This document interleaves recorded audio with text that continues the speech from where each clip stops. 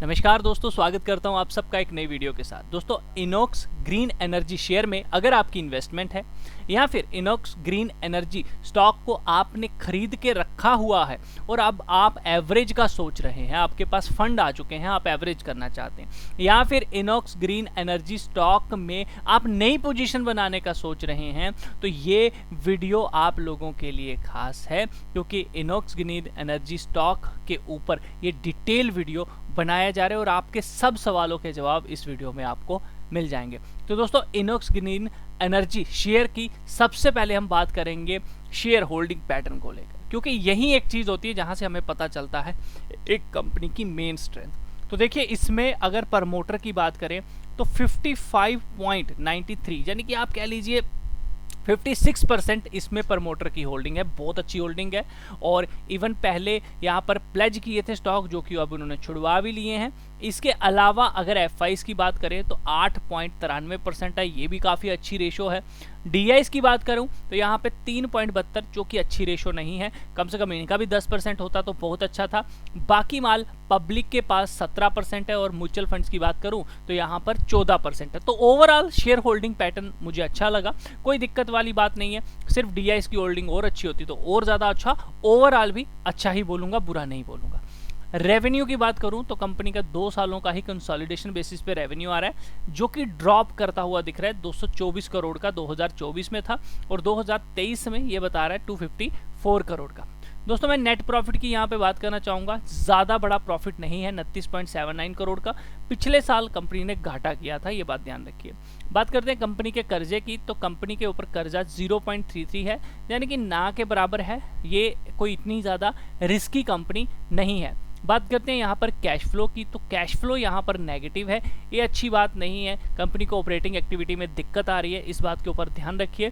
Cash flow company का positive होना चाहिए, लगातार माइनस में रहना एक अच्छी बात नहीं होती है। इसका मतलब ये है कि कंपनी दिखा तो रही है प्रॉफिट आ रहा है, ये हो रहा है, ये पैसा आ रहा है, बट वो पैसा सिर्फ किताबी दुनिया में है, एग्जिस्ट नहीं कर रहा, वो कहीं आ नहीं रहा है, आने वाला है। अब वो कब आएगा कोई पता नहीं है, मतलब उधार पे जिंदगी चल सकती है, आप ये भी कह सकते हो, ठीक है। तो ये है। बाकी बात करते हैं यहाँ पर बैलेंस शीट की, तो बैलेंस शीट के अंदर अगर हम बात करें तो यहाँ पर कंपनी की 293.61 करोड़ की इक्विटी शेयर कैपिटल बताई गई है। बाकी 851 करोड़ का इनके पास रिजर्व एंड सरप्लस है, बहुत अच्छा रिजर्व है। इसके अलावा लॉन्ग टर्म बोरिंग छोटी सी लेके रखी है, बड़ी शॉर्ट टर्म बोरिंग की 368 करोड़ की है। इसके अलावा जो कंपनी ने आगे पे करना है 56.0.4 की एक लाइबिलिटी है, ये वेंडर के साथ काम किया होगा और ये पेमेंट इन्होंने करनी है। इसके अलावा अगर बात करें, कंपनी के पास इन्वेंट्री 70 करोड़ की है, कैश एंड इक्विवेलेंट 15 करोड़ का है और जो इनको पैसा आना है वो 130 करोड़ का है, तो ये अच्छा खासा पैसा है। ओवरऑल बोलूँगा as per equity share capital कुछ ज़्यादा कैश रिच कंपनी भी नहीं है, कोई ज़्यादा बड़ी कंपनी भी नहीं है, इतना अच्छा रेवेन्यू भी नहीं बोलूँगा, ठीक ठीक बोलूँगा, ठीक है, लेकिन आप इसे ज़्यादा बड़ी कंपनी ना मानिएगा, इतनी बैलेंस शीट स्ट्रॉन्ग मत मानिएगा। ये बोलूँगा कि ओके है, सर्वाइव कर सकती है, लेकिन एक आप ये बोलो ना कि बहुत अच्छी फंडामेंटली बहुत अच्छी कंपनी कि भैया आने वाले समय में मल्टी बैगर हो जाएगा, तो ऐसा इसके फंडामेंटल में हमें देखने को नहीं मिल रहा। इस चीज को ध्यान रखिएगा। इतनी कैश रिच बोलते हैं ना जिसको, वो नहीं है। वो क्यों नहीं है? एक तो प्रॉफिट में इतना अच्छा खासा ये नहीं बना पा रहे हैं, अभी 1-2 साल में हमें पता चलेगा। दूसरा, यहाँ पर जो कंपनी का कैश फ्लो है वो नेगेटिव है, उसके ऊपर ध्यान रखो। वो पॉजिटिव हो तो हम बोलेंगे कि कुछ अच्छी चीजें हो रही हैं। तीसरा, इसमें जैसा कि आप लोग देख पा रहे हो कि इतना कैश बोलो तो वो नहीं है, रिजर्व एंड सरप्लस जरूर है, लेकिन फिर भी एंड ऑफ द डे जो बात आएगी वो प्रॉफिट्स के ऊपर आएगी, कैश फ्लो के ऊपर आएगी, वो बहुत ज़रूरी है, ठीक है। फिर उसके बाद ये चीज़ें जो है भरना शुरू हो जाएंगी। तो ये हो गया फंडामेंटल। अब बात करते हैं यहाँ पर टेक्निकल बेसिस भी। तो दोस्तों, टेक्निकल बेसिस इसने जो ब्रेकआउट दिया था उसके अकॉर्डिंग इसका टारगेट 181 का बनता था, जो कि आ गया है। अब जो नया डिसीजन या प्रॉफिट बुकिंग या सेलिंग जो भी होगी वो 184 है, सॉरी मैं 181 बोल गया आप लोगों को। मैं यहाँ पर इसे एक सेकेंड जस्ट वेट कीजिए, ठीक है। तो 185.68 ये एक रेजिस्टेंस एरिया है। इसके ऊपर 1-2 हफ्ता अगर ट्रेड करता है या फिर इसके ऊपर वनडे के बेसिस पे कोई भी ब्रेकआउट आता है तो हम 185 या 5 रुपए का बफर देके नीचे 180 का स्टॉप लॉस लेके के 215, 222 के टारगेट के लिए जा सकते हैं। इसमें स्टॉप लॉस लेना बहुत ज़रूरी है क्योंकि फंडामेंटली कुछ दिक्कतें हैं। स्टॉप लॉस नहीं लेंगे तो बर्बाद होने के ज़्यादा चांसेस हैं।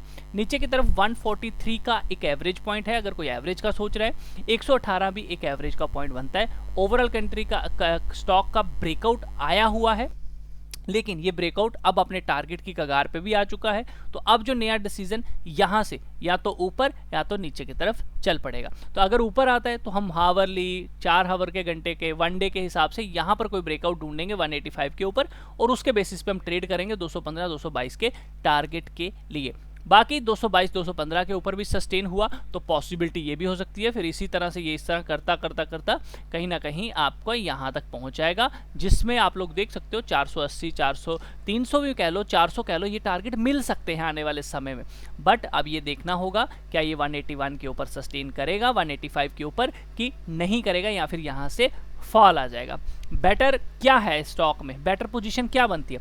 देखिए वीकली बेसिस ब्रेकआउट है, चलना बनता है। जिसने नीचे की तरफ लिया है वो अपना स्टॉप लॉस इस रेड कैंडल के नीचे रखे, इससे बड़ा स्टॉप लॉस नहीं बनता। यानी कि 128 का आप स्टॉप लॉस रख सकते हैं, 143 का, इससे बड़ा स्टॉप लॉस मत रखिए। जब नीचे जाना शुरू होगा तो ज़्यादा नीचे भी जा सकता है। सबसे छोटा स्टॉप लॉस 143 का है, और उससे भी छोटा स्टॉप लॉस मैं कहूँगा कि 185 के ऊपर पोजीशन बनाने का सोचिए और 185 का ही स्टॉप लॉस लेके चलिए।